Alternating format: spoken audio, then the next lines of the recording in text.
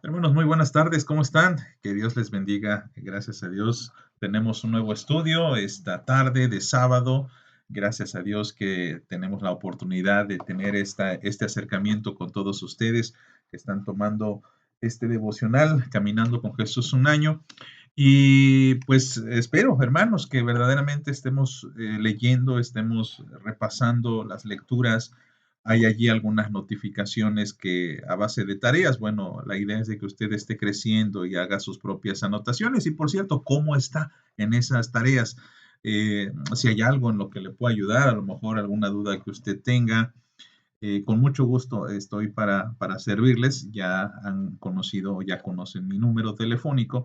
Ya saben que pueden también escribirme un correo electrónico y allí podemos despejar algunas dudas. Incluso si todavía no tiene usted el material devocional, lo tenemos en PDF totalmente gratuito. No estamos comerciando con esto, pues realmente, pues de hecho, el costo de este material que tristemente ya no tenemos disponibles, ya no pudimos imprimir más, porque, bueno, pues ustedes saben que el material pues tiene que pagarse al proveedor y si no hay quien lo quiera comprar, bueno, pues desafortunadamente es una inversión que no se puede recuperar. Y como lo hacemos no con ánimo de lucro, bueno, pues se hizo sobre pedido.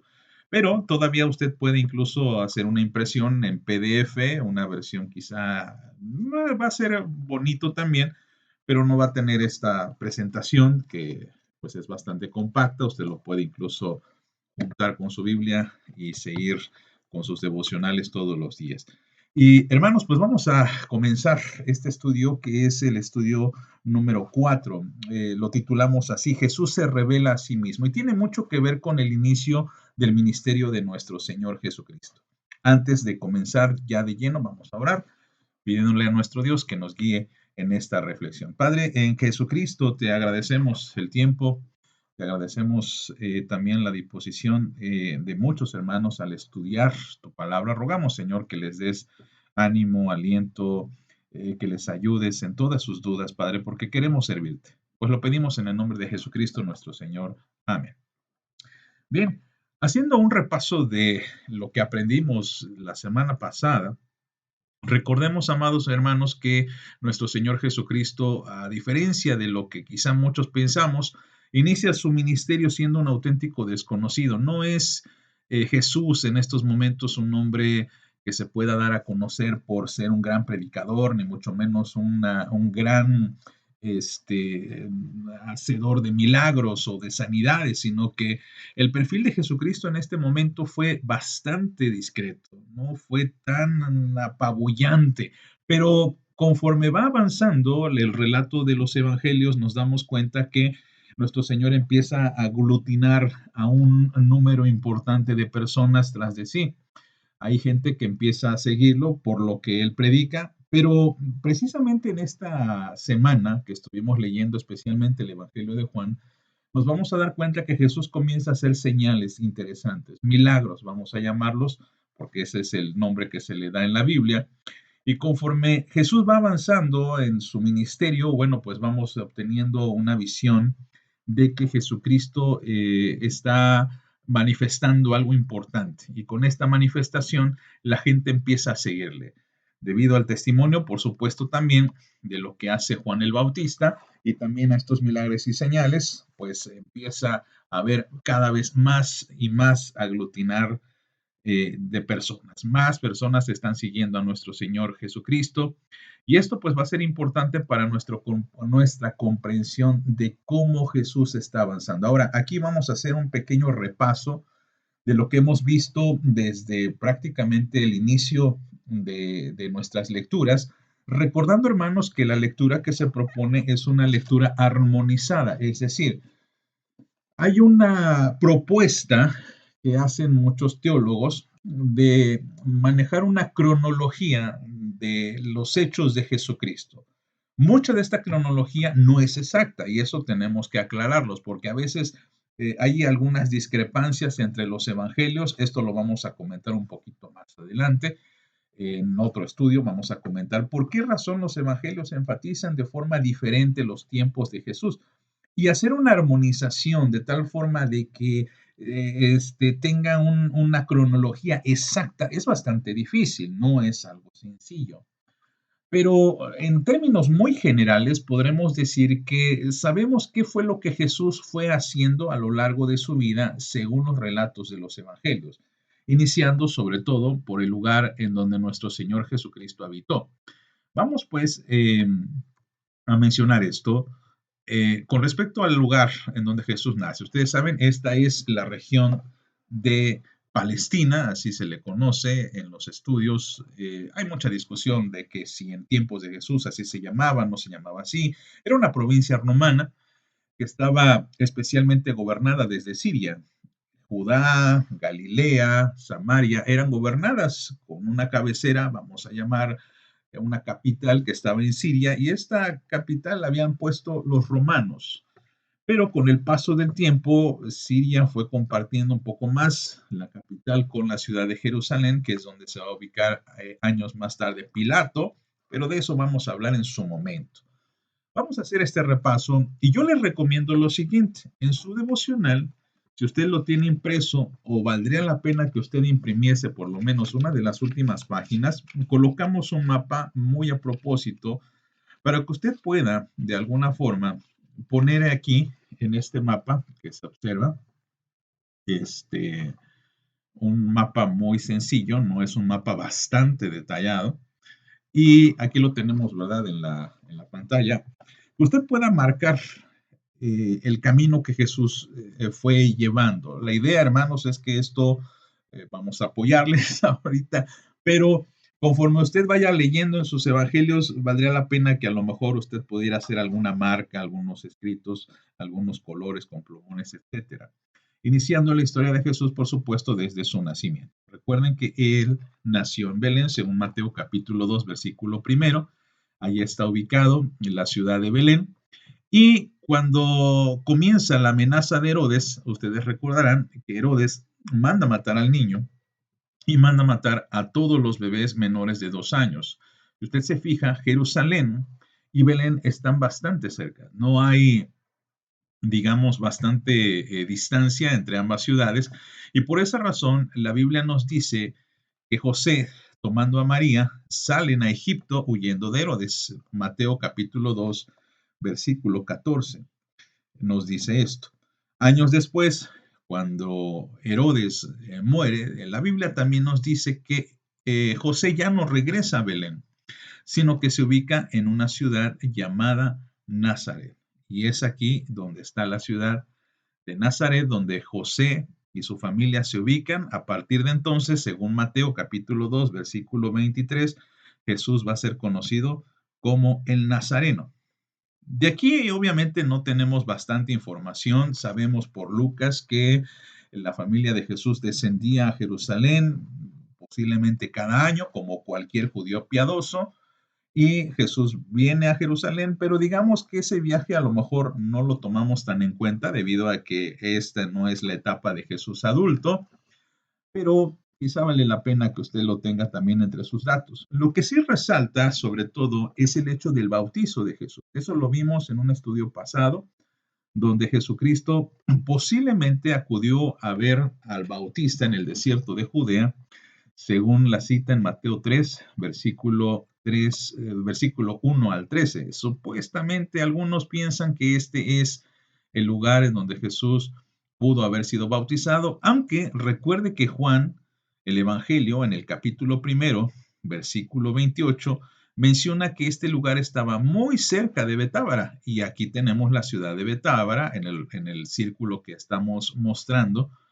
Pues, según Juan 1, versículo 28, Jesús acudió a ver al Bautista. No estamos obviamente descartando lo que dice Juan, pero hay más probabilidades de que el bautizo de Jesús se haya llevado a cabo en el primer lugar donde estamos señalando el círculo de Mateo capítulo 3, versículo 1 al 13. ¿Y por qué decimos esto? Bien, porque después, de manera inmediata, según capítulo 4 de Mateo, Jesús fue llevado al desierto. Lo encontramos en Mateo capítulo 4, versículo primero, y este es el desierto de Judea, muy al sur, de hecho, casi colindando con Idumea, muy cerca del mar, de este mar muerto. Y aquí es donde Jesús se enfrenta a Satanás con estas tres tentaciones que ya hemos leído en los evangelios, especialmente en Mateo capítulo 4. A partir de aquí es donde surge una pequeña diferencia, porque si usted lee el evangelio de Juan, Juan no nos va a marcar o no nos va a narrar muchísimo acerca de la tentación del desierto, de hecho la omite. Pero Juan, de inmediato, cuando nos habla acerca del bautizo de Jesús y de que Jesús aglutinó a sus primeros discípulos, nos describe una escena bastante interesante que para muchos es sabido, que es las bodas de Caná. Caná se encuentra aproximadamente en Galilea, muy cerca de Nazaret y muy cerca de Séforis. Si usted tiene su mapa allí en su devocional, puede poner un puntito entre esas dos ciudades y allí es donde se celebra las bodas de Cana. Obviamente usted también puede buscarlo en un mapa bíblico, usted lo puede marcar. Es muy interesante que usted haga esto para que note qué fue lo que Jesús hizo a lo largo de su vida. Después de Caná, nos dice el mismo Evangelio de Juan que Jesús acude a una ciudad llamada Capernaum. Y Capernaum se encuentra precisamente muy cerca de donde estamos señalando en estos momentos la letra A, es aquí donde se ubica, más o menos en la letra A, donde Jesús se ubicó. Juan capítulo 2, versículo 12, esta ciudad va a ser muy importante para el ministerio de Jesús y vale la pena que usted encierre esta ciudad y que usted la ubique perfectamente para que notemos cómo Jesús se va a estar moviendo. Según el mismo Evangelio de Juan, porque seguimos esa cronología, Mateo no lo dice, Lucas no lo dice, Marcos no lo dice, pero Juan nos da una información interesante. Y es aquí donde empieza a haber una pequeña diferencia. Hay quienes piensan que el Evangelio de Juan nos va a marcar el primer año del ministerio de Jesús, pero Mateo y Marcos y Lucas también no nos hablan del primer año del ministerio de Jesús, sino nos van a hablar un poquito más adelante, posiblemente los 6 meses después de que Jesús inició. A lo mejor muy cerca del segundo año nos van a empezar a señalar cuáles son las acciones de Jesús. Juan difiere un poco y él dice en el capítulo 2, versículo 13, que Jesús desciende, o bueno, asciende a Jerusalén para purificar el templo. Juan capítulo 2, versículo 13, Jesús acude a la ciudad de Jerusalén. Es aquí donde Jesús, nuestro Señor, tiene el encuentro con Nicodemo en el capítulo 3 y posteriormente nos describe el texto que en el capítulo 22 nuestro Señor Jesucristo va a subir al desierto de Judea, donde lo mencionamos hace un momento, pero también nos da una referencia interesante en el versículo 22 y 23, porque nos hace una referencia a dos ciudades, Enón y Salim, muy cerca de donde está una ciudad importante de Sicar. Ahora, esta ciudad la vamos a ubicar posteriormente. ¿Por qué? Porque en el capítulo 4, versículo 5, nos dice que Jesús, antes de subir a estas dos ciudades, tiene que pasar por Samaria. Y es aquí donde en Sicar sucede el diálogo con la mujer samaritana. Así pues, hay quienes piensan que para llegar a esa ciudad de Sicar y de Enón y Salim, perdón, Jesús va a subir por Samaria y le va a ser necesario pasar por Sicar. Eso es algo bastante interesante. Le invito, hermano, a que usted haga estas anotaciones. Posiblemente ahorita lo hice muy, muy brevemente. Usted puede revisar el video posteriormente para que haga sus propias notas. Ahora, en todo este camino que Jesús va recorriendo, Él se muestra al mundo, Él empieza a manifestar lo que Él es, Él empieza a manifestar qué es lo que vino a hacer. Y en esta manifestación, en esta idea de revelarse. Por eso el estudio se llama Jesús se revela a sí mismo, porque Jesús empieza a darse a conocer. La gente empieza a preguntarse, y especialmente en el Evangelio de Juan, hay mucha incógnita al respecto de quién es Jesús, qué es lo que vino a hacer, quién es Él, qué hace. Y va a ser una pregunta muy constante, como veremos en el Evangelio de Juan, si Jesús es el Cristo o no. Eso le van a hacer, le van a preguntar mucho a nuestro Señor Jesucristo. Pero lo que Jesús está haciendo ahorita con los milagros, con las señales, va a suceder por allí en la primera señal, que es este milagro del agua convertida en vino. Posteriormente, Marcos nos va a hablar también de la primera sanidad, aunque lo vamos a ver la próxima semana en los devocionales diarios. Y cómo Jesús va predicando el Evangelio. ¿Qué es lo que quiere decir nuestro Señor Jesucristo? Bien, lo primero que Dios quiere enseñarnos a través de Jesús y a través de este ministerio es que Jesús quiere revelar su gloria. Y esto va a ser muy importante, porque la palabra gloria nosotros la asociamos únicamente con Dios. Es decir, el hombre puede tener una gloria, vamos a llamarla temporal, una gloria en la que no es eterna, es una gloria sencillamente que tiene que ver un poquito con la aclamación de las personas, pero en la persona de Jesucristo es bastante importante el refrendar que Él va a manifestar una gloria que se va a asociar mucho a lo divino. Jesús entonces está manifestando a través de todos estos actos, a través de estas señales, lo que es su gloria. Tenemos en la descripción de Juan capítulo 2, versículo 11, el siguiente texto. Dice, este principio de señales hizo Jesús en Caná de Galilea y manifestó su gloria y sus discípulos creyeron en él. Es muy importante acotar esto. Es muy probable que este no haya sido el único milagro de Jesús. Porque notemos que Juan nos dice, fue principio de señales. Y es cierto, Juan no nos va a hablar mucho acerca de grandes milagros o grandes señales, sino prácticamente cuando llegamos casi ya al capítulo 5 de Juan. Pero Mateo y Marcos y Lucas sí van a hablarnos de sanidades y nos van a hablar de hechos bastante interesantes de Jesús. Entonces, en Juan nosotros tenemos un texto para decir que el Señor empezó a hacer muchísimos milagros y de esta manera, con la conversión del agua en vino, Jesús comienza a manifestar un mérito de alabanza. Esa alabanza, mis amados, que solamente nosotros y las personas le debemos a Dios.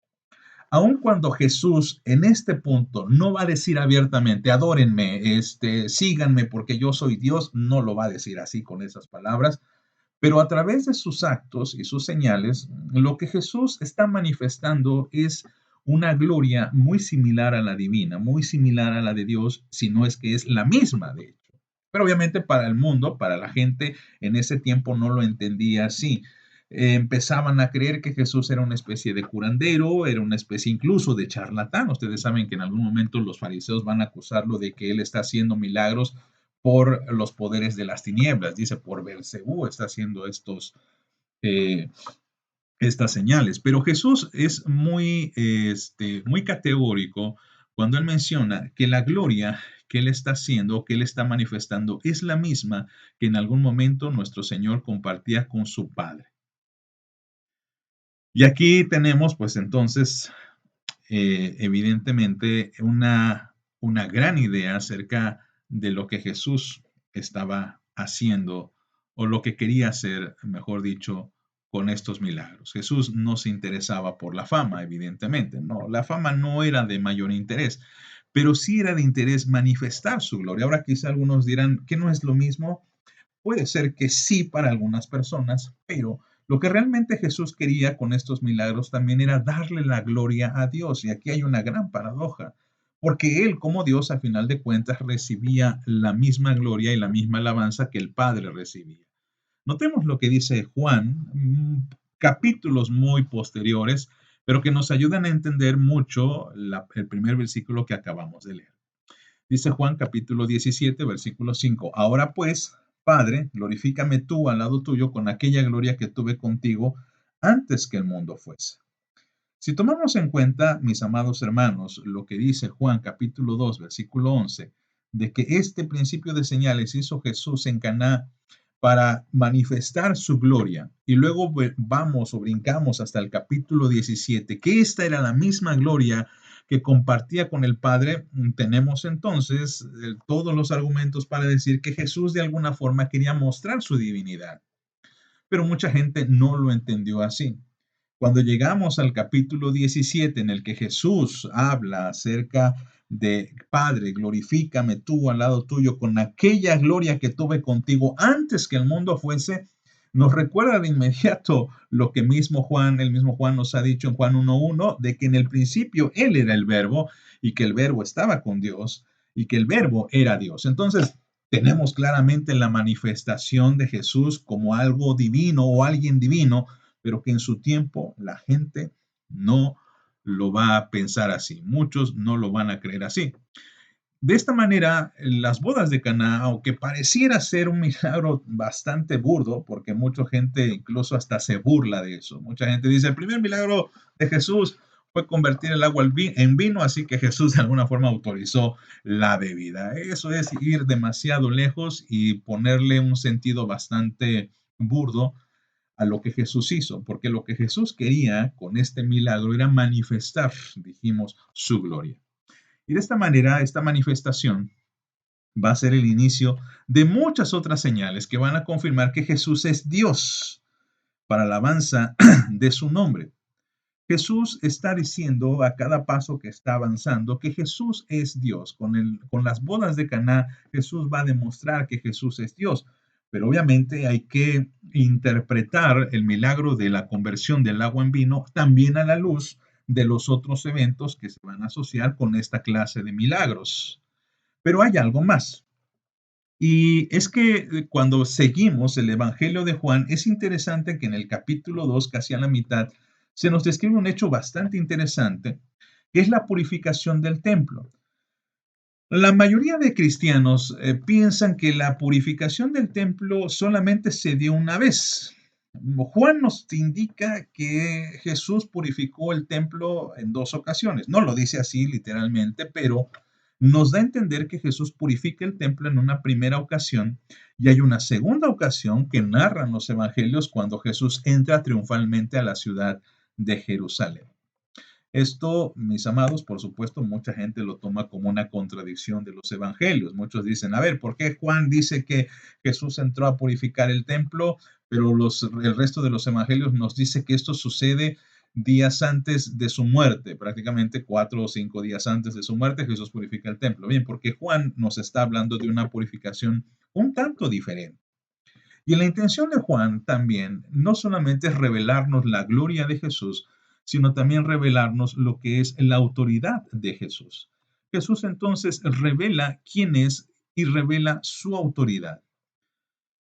Cuando Jesús entra a purificar al templo, ¿recuerda cuál fue la palabra con la que los judíos lo interpelaron? ¿Con la palabra que le hicieron a Jesús o la pregunta que le hicieron a Jesús? Según capítulo 2 de Juan, versículo 18, los judíos le dicen, y los judíos respondieron y le dijeron, ¿qué señal nos muestras ya que haces esto? ¿Y qué señal? Obviamente la purificación del templo no es algo que haya tomado o hayan tomado a bien todas las personas que estaban involucradas ahí. Más adelante también, pero bueno, voy a adelantar algo. Se piensa que los que tenían los negocios, que muchos de nosotros hemos leído, se piensa que eran los sacerdotes, los dueños de estos negocios. Imagínense, y perdón la comparación, hermanos, pero pues es para fines didácticos. Imagínense que una iglesia tiene a lo mejor instrumentos como para decir, hermanos, si quieren adorar a Dios, si quieren estar muy bien con Dios, tienen que hacer a lo mejor un sacrificio, unas palomas, tienen que comprar tal literatura, tienen que comprar a lo mejor o velos para cubrirse la cabeza, no se puede entrar sin saco, sin corbata, así que hay disponible un lugar donde usted puede rentar su saco y corbata para entrar al templo. Pero imagínense que los dueños de esos negocios es el pastor y el consistorio. Sería muy mal visto, ¿verdad? no sería correcto. Bien, en el templo de Jerusalén, todas las casas de cambistas, todos aquellos que tenían tienda, pertenecían a la clase sacerdotal. Entonces, quien se opusiera contra la clase sacerdotal debía tener una autoridad muy importante. No cualquiera podía hacerlo. Imagine que usted entra a una iglesia y dice algo como, a ver, aquí se están haciendo mal las cosas y lo vamos a hacer diferente. Lo más probable es que lo saquen de aquí. Usted no puede modificar algo salvo que usted tenga una autoridad. Jesús lo hace y lo hace con autoridad. Y la pregunta de los judíos en cuanto a qué señales das para que hagas estas cosas va en dirección a eso. ¿Qué clase de autoridad tienes para modificar lo que se está llevando a cabo en el templo y que de alguna forma los judíos pensaban que estaba bien? ¿Por qué? Porque los sacerdotes lo estaban fomentando. Los sacerdotes al fomentarlo dejan el pensamiento a los judíos de, bueno, pues esto es correcto, esto a Dios le agrada, esto está bien, no hay ningún problema, pero Jesús no tiene esa opinión. Más adelante, en el capítulo 3 de Juan, según nuestro devocional, Jesús tiene una plática bastante interesante.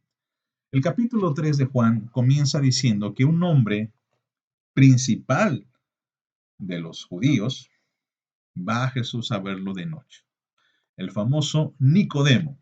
Y Nicodemo le dice algunas palabras bastante interesantes.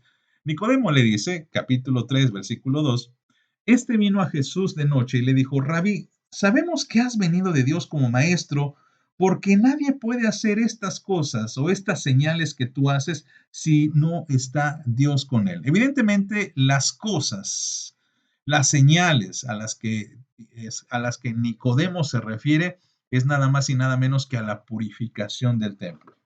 Pudiéramos decirlo en buen español, en buen mexicano, que Nicodemo le está haciendo la barba y le está diciendo, Señor, pues realmente nadie puede hacer lo que tú haces si no está Dios con él. Nadie puede hacer lo que tú haces si Dios no se lo hubiera dado o no hubieras tenido la autorización del mismo Dios. Y ahí comienza esta plática famosa de que va a desembocar en versículo 16, el más famoso de Juan, porque de tal manera amó Dios al mundo que dio a su Hijo unigénito. Pero esta plática está en este contexto, en el que Nicodemo quiere investigar qué clase de hombre es Jesús. Si usted lee detenidamente este pasaje, capítulo 3, Nicodemo realmente tiene curiosidad por saber quién es Jesús, pero no quiere reconocerlo abiertamente porque dice la Biblia que viene de noche, algo interesante. Esto es como que o una de dos, o Nicodemo era un hombre bastante ocupado que no le dio bastante importancia al Señor y por eso lo toma como, bueno, voy a verlo en mi tiempo libre, en el momento en el que yo me vaya a descansar en mi casa antes de ir a dormir, voy a hablar con el Señor. En ese sentido, no le está dando el reconocimiento de que este hombre es tan importante que necesito dejar todo lo que esté haciendo para ir a verlo. La otra interpretación, como muchos saben, es que Nicodemo se avergonzaba, tenía miedo de lo que pudieran decir los demás, tenía miedo porque pues, no quería que se le reconociera como alguien simpatizante de Jesús, pero del mismo modo Nicodemo no lo está reconociendo del todo. Nicodemo tiene curiosidad y quiere saber qué clase de hombre es Jesús. ¿Se puede confiar en él? ¿Es un hombre verdaderamente venido de Dios? ¿Es un hombre que verdaderamente procede de Dios? Porque la purificación del templo, como dije hace un momento, no es algo sencillo de entender para un judío. El templo era el corazón de la religión del judío. Ir contra el templo, para muchos en su pensar, era ir contra el mismo Dios. No obstante, este hombre que viene y que está en contra del templo, dice que está de parte de Dios. Entonces, esto resulta en una pregunta bastante interesante que requiere una respuesta. ¿Por qué haces esto? ¿Qué señal nos muestras ya que haces esto? Le preguntan los judíos, le preguntan las personas que están apegadas al templo, que se preocupan obviamente porque quieren estar bien con el Señor, pero ven que este hombre viene también en el nombre del Señor. Entonces, ¿cuál es la razón? ¿Cuál es la verdad? Jesús, por eso está manifestando aquí una autoridad bastante interesante. Jesús se manifiesta con toda potestad no solamente para criticar al templo, sino para hacer los arreglos necesarios en la casa de su padre. Nicodemo, aunque reconoce que Jesús es un buen hombre, dijimos, Jesús no tiene el reconocimiento, digamos, de Nicodemo como un hombre totalmente aprobado. Tiene curiosidad. Nicodemo reconoce que Jesús no era un hombre común al hacer una purificación institucional del templo que debería en teoría servir para la adoración a Dios. Hay algo en este hombre, hay algo que debe tener, hay algo que no estamos seguros que debe hacer. Si usted revisa la Biblia y usted observa las personas que podían hacer ciertas modificaciones o ciertas sugerencias, se decía que los únicos que podían tener una autoridad para hacer alguna modificación en el templo podía ser bien un rey, podía ser a lo mejor un profeta o podría ser un sacerdote. Lo manejamos aquí en forma de pregunta. ¿Quién podría hacer esto? ¿Solo un rey, un profeta, un sacerdote o los tres en uno solo? Así pues, amados, la purificación del templo revela mucho más de lo que a veces meditamos. Hay una gran pregunta que se hacen los judíos y que yo le invito a que incluso usted en su devocional lo anote ahí. Porque esta va a ser la tónica del Evangelio de Juan. ¿Quién es Jesús? ¿Qué es lo que vino a hacer? Y por supuesto, Jesús no solamente va a manifestar su gloria, va a revelar su gloria, no solamente va a revelar su autoridad, lo cual nos va a llevar, por supuesto, a pensar que es el mismo Dios el que está haciendo su autoridad en el templo, sino que yendo un poquito al Evangelio de Juan, capítulo 4, y por eso el estudio de esta semana tiene que ver mucho con lo que hemos leído en la semana. Y yo le recomiendo, hermano, que para entender muy bien este estudio, usted lea los devocionales, porque no va a ser muy entendible si no tenemos ese refuerzo. Jesús está confirmando entonces su gloria, podríamos decir su poder también, está confirmando lo que es su autoridad, su divinidad, pero aquí hay algo bastante importante también. Jesús va a revelar que es el Mesías. Jesús va a revelar que es el Cristo. Pero repito, hermanos, y esto es algo que siempre voy a mencionar con respecto al Evangelio de Juan, porque el Evangelio de Juan siempre va a tener esa pregunta, los judíos van a tener esa pregunta, y cada vez que Jesús se dé vueltas por la región de Judea, por la región de Jerusalén, los judíos le van a preguntar, ¿eres el Cristo? ¿Eres el que dice ser? Tenemos curiosidad. Y Jesús va a declarar que es el Mesías, y lo va a hacer de una forma tan elegante, mis amados, que uno cuando lee el Evangelio de Juan dice, no cabe duda que el Señor dice las cosas de una forma certera, pero también elegante. Es decir, Jesús no nos trata como tontos, sino apela a nuestra inteligencia, a nuestra capacidad de raciocinio. Y por ello es también muy interesante que Juan va a rescatar muchísimos diálogos. El Evangelio de Juan habla de muchas conversaciones, a diferencia de Mateo, que nos habla de pequeñas historias como las parábolas, nos habla, por supuesto, de algunos discursos, nos habla, por ejemplo, de el gran sermón o el sermón del monte, que son grandes discursos, pero Juan va a ir en otra dirección. A Juan le encantan las conversaciones, a Juan le encantan los diálogos. Y por eso tenemos el diálogo con Juan el Bautista en el capítulo primero. A mitad tenemos la conversación de Jesús con sus primeros apóstoles, la conversación de Jesús con María su madre en las bodas de Caná, la conversación de Jesús con Nicodemo, capítulo 3, y en el capítulo 4 la conversación de Jesús con la mujer samaritana. Y aquí es donde nosotros tenemos una revelación bastante importante de quién es Jesús. Porque en este diálogo que Jesús tiene con la mujer samaritana alude a un Mesías que no solamente esperan los judíos, sino que los samaritanos también están esperando. Nos dice Juan capítulo 4, versículo 25. Le dijo la mujer, sé que ha de venir el Mesías llamado el Cristo. Cuando Él venga, nos declarará todas las cosas. La respuesta de Jesús posteriormente dice, yo soy el que habla contigo. Entonces, Jesús va a declarar, mis amados hermanos, quién es Él. Y lo va a hacer de una forma directa, como dijimos, pero tampoco apelando a que nosotros somos tontos o que la gente que lo está escuchando es tonta.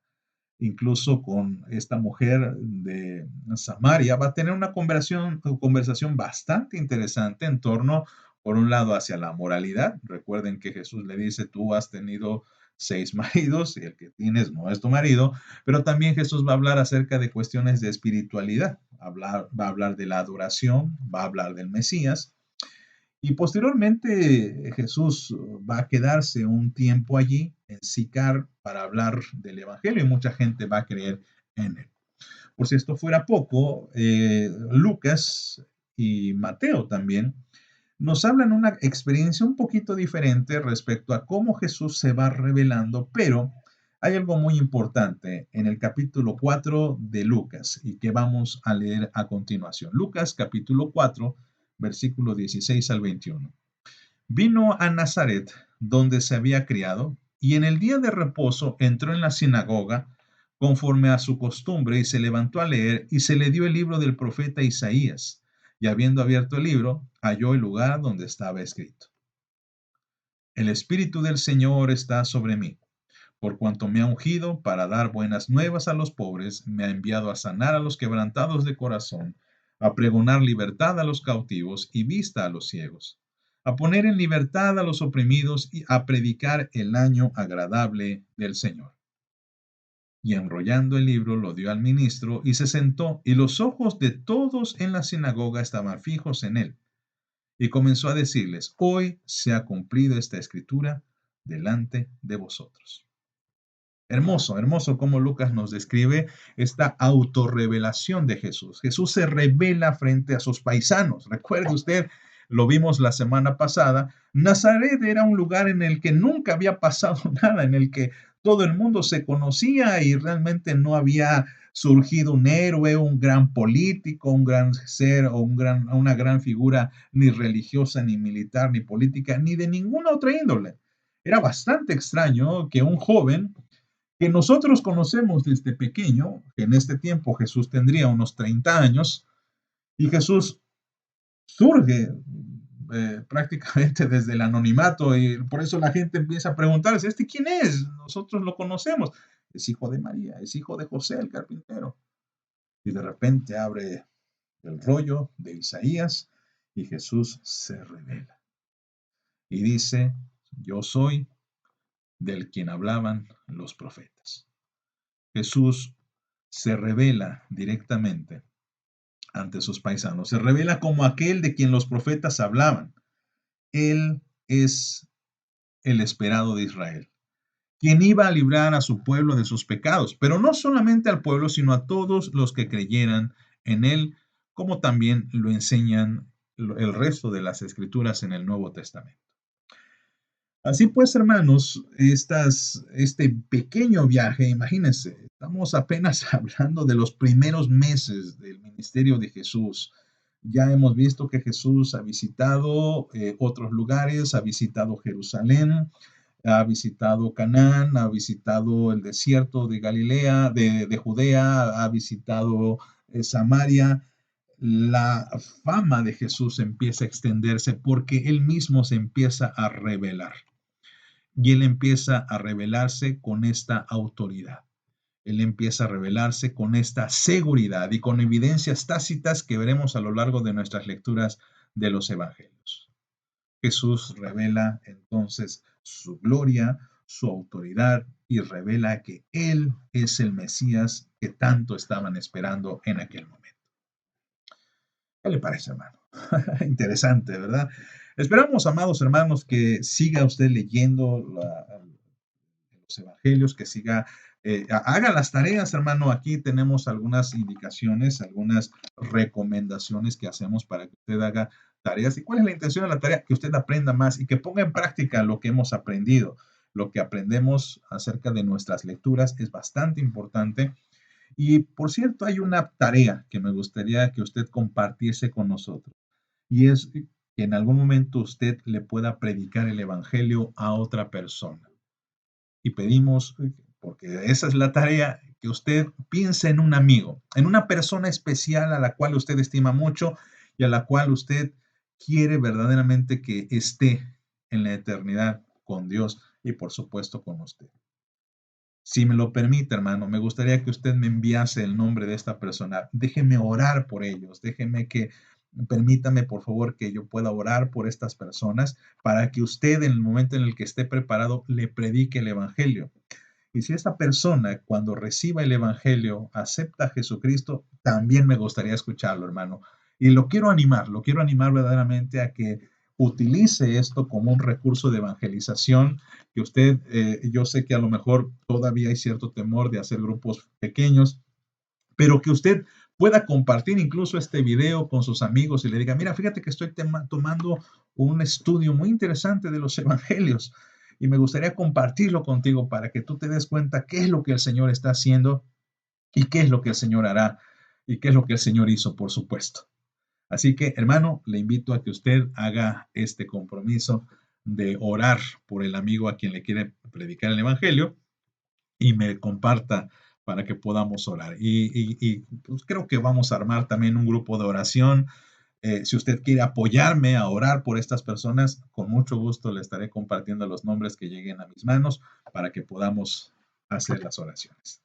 En conclusión, amados, en esta tarde vamos a lo que hemos aprendido hasta este momento. Recuerde que Jesús revela su gloria con la cual Jesús es digno de ser adorado. Jesús tiene la misma gloria que comparte con nuestro Señor Dios, pero también Jesús revela su autoridad, con lo que es digno de ser obedecido y es digno de ser seguido. Y Jesús, por supuesto, revela su mesianidad, con lo que es digno de ser creído y tomado como el Salvador. Hermano, esperamos que estos estudios sean de bendición para usted. Si tiene alguna recomendación, perdónenme, no tengo un buen escenario. A veces me dice mi esposa, sería bueno que cambiaras un poquito la parte de atrás. Espero que no les distraiga, pero lo hacemos con mucho gusto, lo hacemos con mucho amor y esperamos, amados hermanos, que sigan adelante en lo que es el estudio de la palabra. Que Dios les bendiga. Nos vemos la próxima semana.